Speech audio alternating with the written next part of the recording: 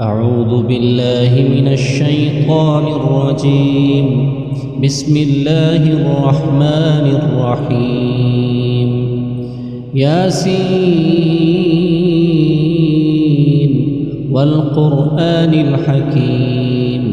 إنك لمن المرسلين على صراط مستقيم تنزيل العزيز الرحيم لتنذر قوما ما أنذر آباؤهم فهم غافلون. لقد حق القول على أكثرهم فهم لا يؤمنون. إنا جعلنا في أعناقهم أغلالا فهي إلى الأذقان فهم مقمحون. وجعلنا من بين أيديهم سدا ومن خلفهم سدا فأغشيناهم فهم لا يبصرون. وسواء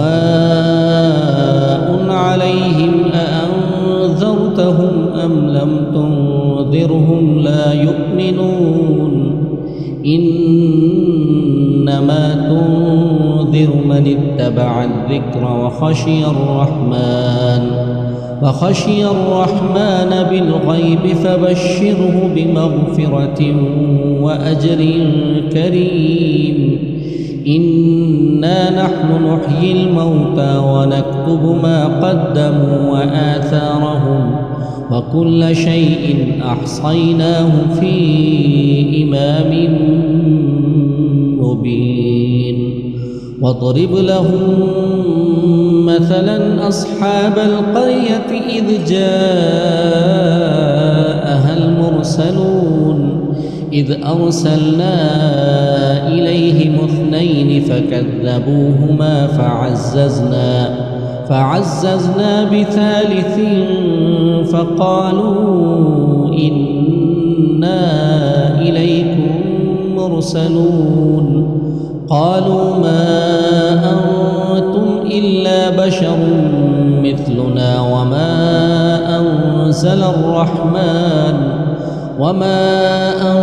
أنزل الرحمن من شيء إن أنتم إلا تكذبون. قالوا ربنا يعلم إنا إليكم لمرسلون وما علينا إلا البلاغ المبين. قالوا إنا تطيرنا بكم لئن لم تنتهوا لنرجمنكم وليمسنكم منا عذاب أليم. قالوا طائركم معكم أئن ذكرتم بل أنتم قوم مسرفون. وجاء من أقصى المدينة رجل يسعى قال يا قوم اتبعوا المرسلين اتبعوا من لا يسألكم أجرا وهم مهتدون. وما لي لا أعبد الذي فطرني وإليه ترجعون. أأتخذ من دونه آلهة إن يردني الرحمن بضر لا تغن عني شفاعتهم شيئا ولا ينقذون. إني إذا لفي ضلال مبين. إني آمنت بربكم فاسمعون. قيل ادخل الجنة قال يا ليت قومي يعلمون بما غفر لي ربي وجعلني من المكرمين. وما أنزلنا على قومه من بعده من جند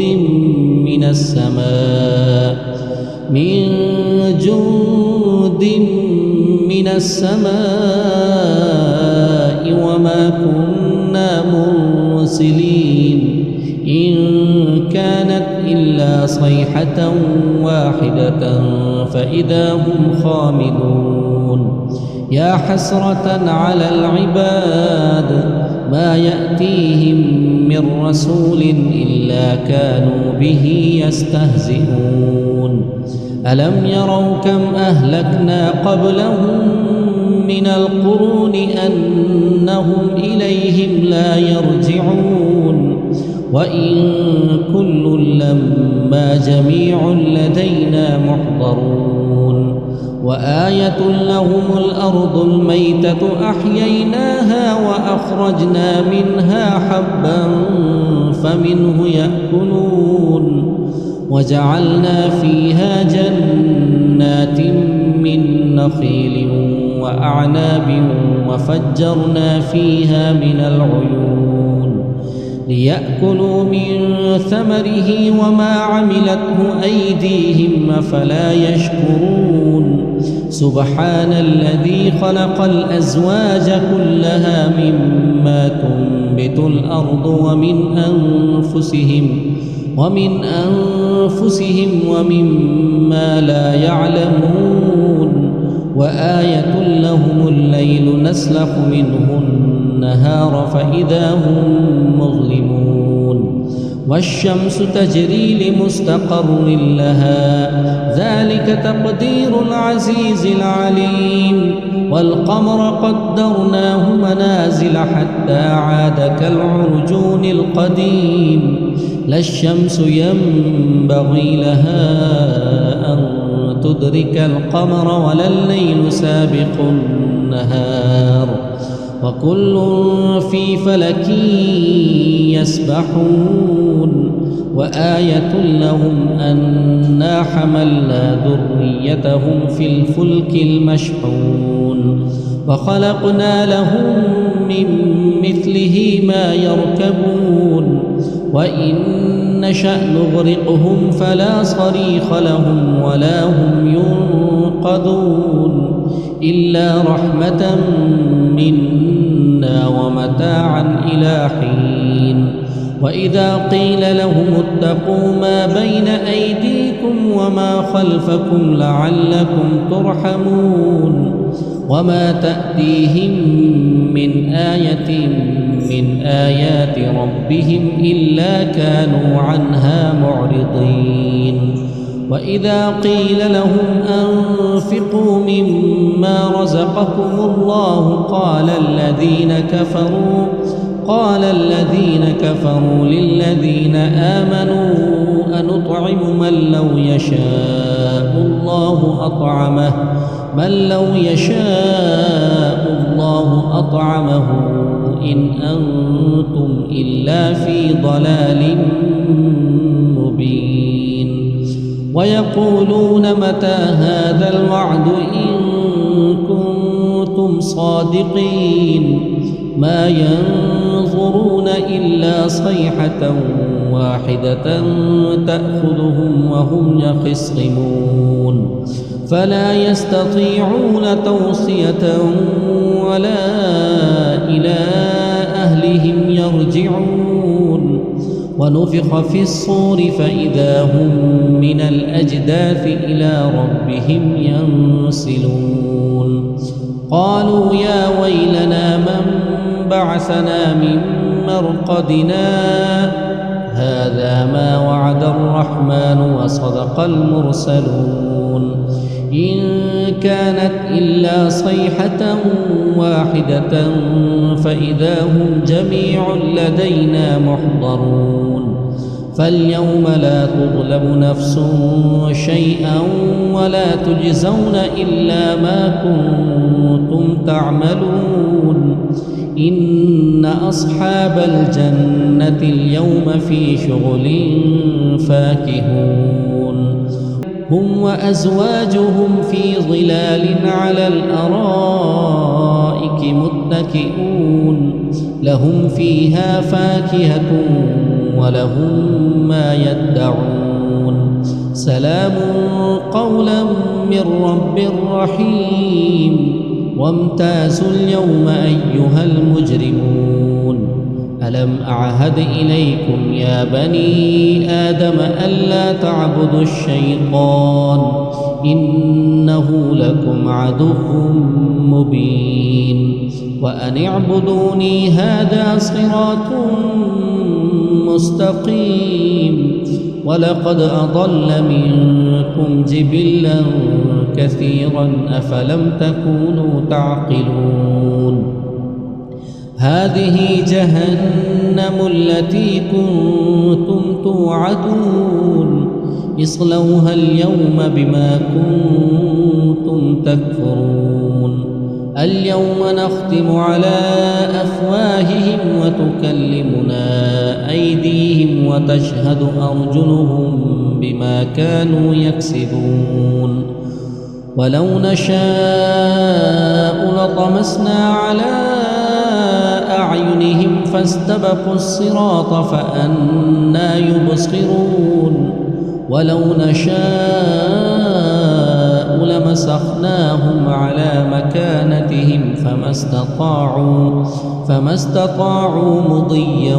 ولا يرجعون ومن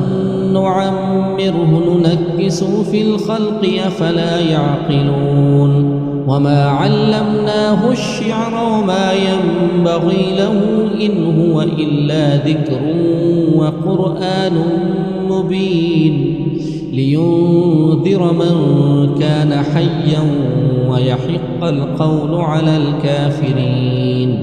أولم يروا أنا خلقنا لهم مما عملت أيدينا أنعاما فهم لها مالكون وذللناها لهم فمنها ركوبهم ومنها يأكلون ولهم فيها منافع ومشارب أفلا يشكرون واتخذوا من دون الله آلهة لعلهم ينصرون لا يستطيعون نصرهم وهم لهم جند محضرون فلا يحزنك قولهم إنا نعلم ما يسرون وما يعلنون أولم ير الإنسان أنا خلقناه من نطفة فإذا هو خصيم مبين وضرب لنا مثلا ونسي خلقه قال من يحيي العظام وهي رميم قل يحييها الذي أنشأها أول مرة وهو بكل خلق عليم الذي جعل لكم من الشجر الأخضر نارا فإذا أنتم منه توقدون أوليس الذي خلق السماوات والأرض بقادر على أن يخلق مثلهم بلى وهو الخلاق العليم إنما أمره إذا أراد شيئا أن يقول له كن فيكون فسبحان الذي بيده ملكوت كل شيء وإليه ترجعون بسم الله الرحمن الرحيم الرحمن علم القرآن خلق الإنسان علمه البيان الشمس والقمر بحسبان والنجم والشجر يسجدان والسماء رفعها ووضع الميزان ألا تطغوا في الميزان وأقيموا الوزن بالقسط ولا تخسروا الميزان والأرض وضعها للأنام فيها فاكهة والنخل ذات الأكمام والحب ذو العصف والريحان فبأي آلاء ربكما تكذبان خلق الإنسان من صلصال كالفخار وخلق الجان من مارج من نار فبأي آلاء ربكما تكذبان رب المشرقين ورب المغربين فبأي آلاء ربكما تكذبان مرج البحرين يلتقيان بينهما برزخ لا يبغيان فبأي آلاء ربكما تكذبان يخرج منهما اللؤلؤ والمرجان فبأي آلاء ربكما تكذبان وله الجوار المنشآت في البحر كالأعلام فبأي آلاء ربكما تكذبان كل من عليها فان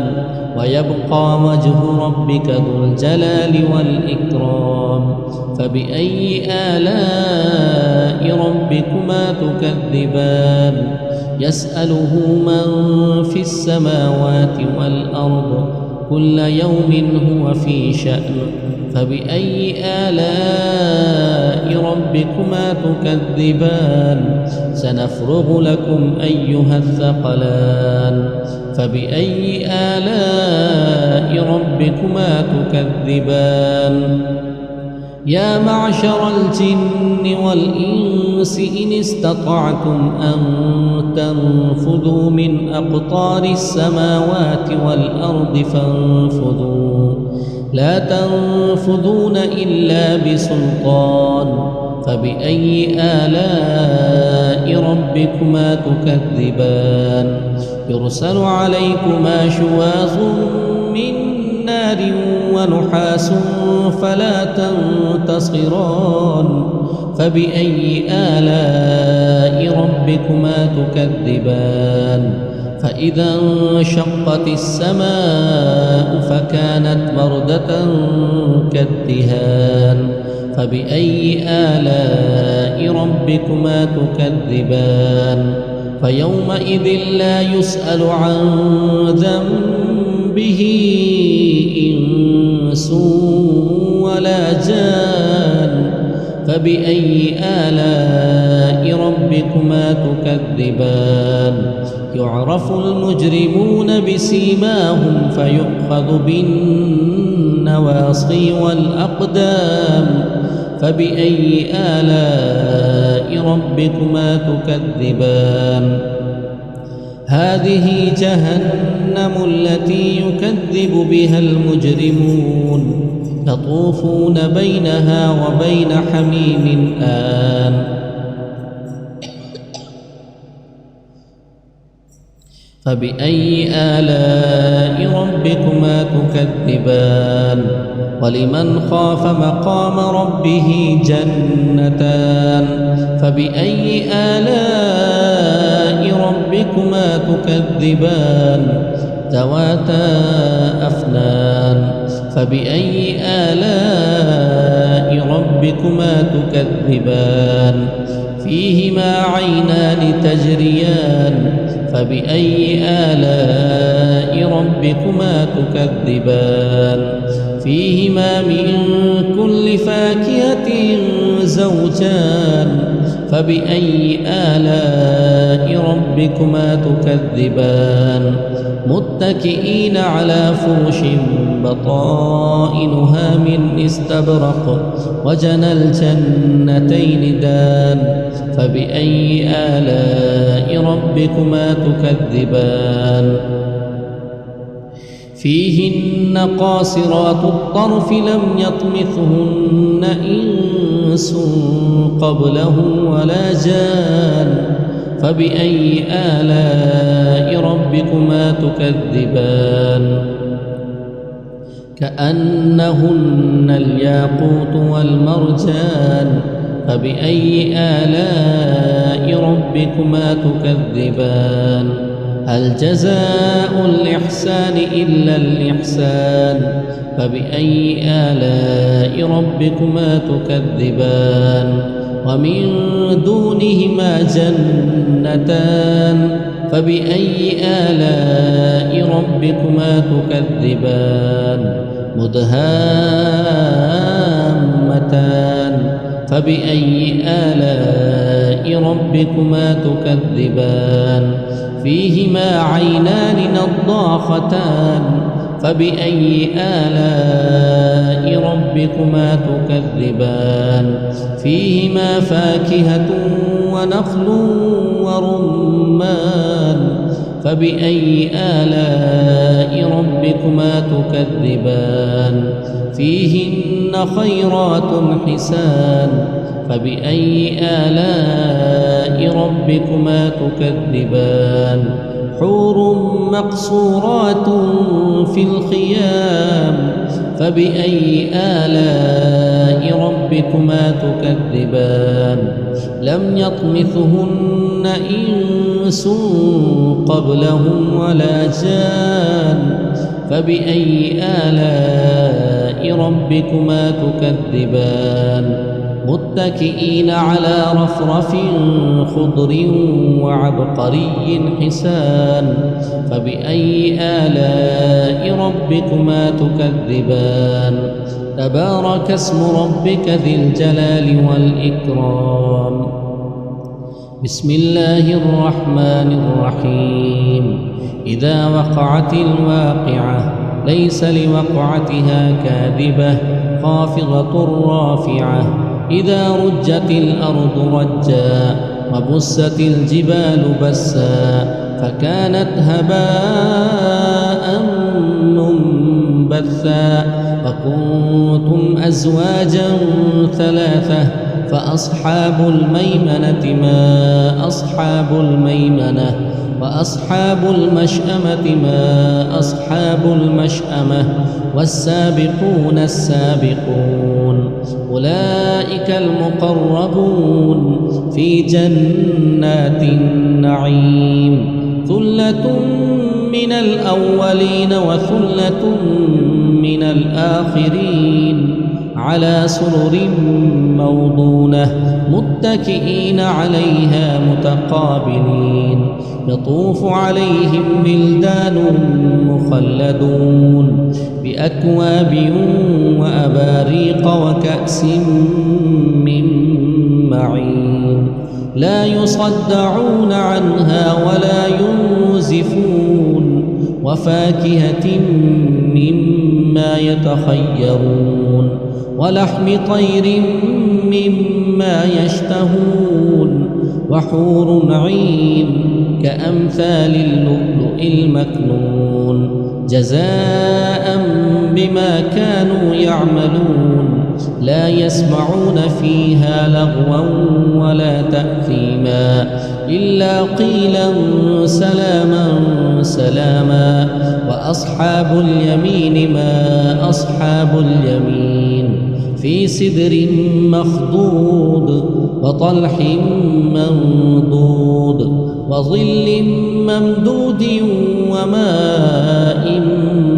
مسكوب وفاكهة كثيرة لا مقطوعة ولا ممنوعة وفرش مرفوعة إنا أنشأناهن إنشاء فجعلناهن أبكارا عربا أترابا لأصحاب اليمين ثلة من الأولين وثلة من الآخرين وأصحاب الشمال ما أصحاب الشمال في سموم وحميم وظل من يحموم لا بارد ولا كريم إنهم كانوا قبل ذلك مترفين وكانوا يصرون على الحنث العظيم وكانوا يقولون أإذا متنا وكنا ترابا وعظاما أإنا لمبعوثون أو آباؤنا الأولون قل إن الأولين والآخرين لمجموعون إلى ميقات يوم معلوم ثم إنكم أيها الضالون المكذبون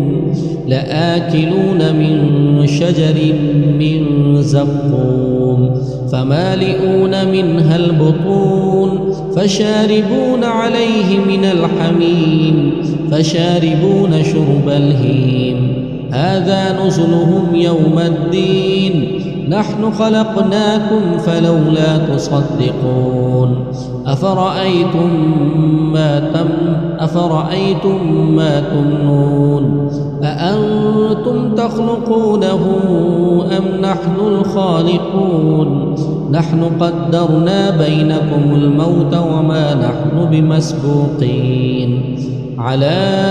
أن نبدل أمثالكم وننشئكم فيما لا تعلمون ولقد علمتم النشأة الأولى فلولا تذكرون أفرأيتم ما تحرثون أأنتم تزرعونه أم نحن الزارعون لو نشاء لجعلناه حطاما فظلتم تفكهون إنا لمغرمون بل نحن محرومون أفرأيتم الماء الذي تشربون أأنتم أنزلتموه من المزن أم نحن المنزلون لو نشاء جعلناه أجاجا فلولا تشكرون أفرأيتم النار التي تورون أأنتم أنشأتم شجرتها أم نحن المنشئون نحن جعلناها تذكرة ومتاعا للمقوين فسبح باسم ربك العظيم فلا أقسم بمواقع النجوم وإنه لقسم لو تعلمون عظيم إنه لقرآن كريم في كتاب مكنون لا يمسه إلا المطهرون تنزيل من رب العالمين أفبهذا الحديث أنتم مدهنون وتجعلون رزقكم أنكم تكذبون فلولا إذا بلغت الحلقوم وأنتم حينئذ تنظرون ونحن أقرب إليه منكم ولكن لا تبصرون فلولا إن كنتم غير مدينين ترجعونها إن كنتم صادقين فأما إن كان من المقربين فروح وريحان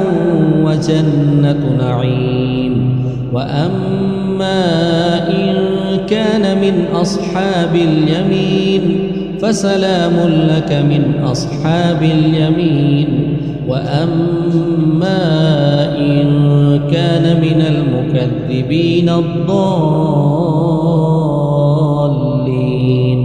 فنزل من حميم وتصلية جحيم إن هذا لهو حق اليقين فسبح باسم ربك العظيم بسم الله الرحمن الرحيم تبارك الذي بيده الملك وهو على كل شيء قدير الذي خلق الموت والحياة ليبلوكم أيكم أحسن عملا وهو العزيز الغفور الذي خلق 7 سماوات طباقا ما ترى في خلق الرحمن من تفاوت فارجع البصر هل ترى من فطور ثم ارجع البصر كرتين ينقلب إليك البصر خاسئا وهو حسير ولقد زينا السماء الدنيا بمصابيح وجعلناها رجوما للشياطين وأعتدنا لهم عذاب السعير وللذين كفروا بربهم عذاب جهنم وبئس المصير إذا ألقوا فيها سمعوا لها شهيقا وهي تفور تكاد تميز من الغيظ كلما ألقي فيها فوج سألهم خزنتها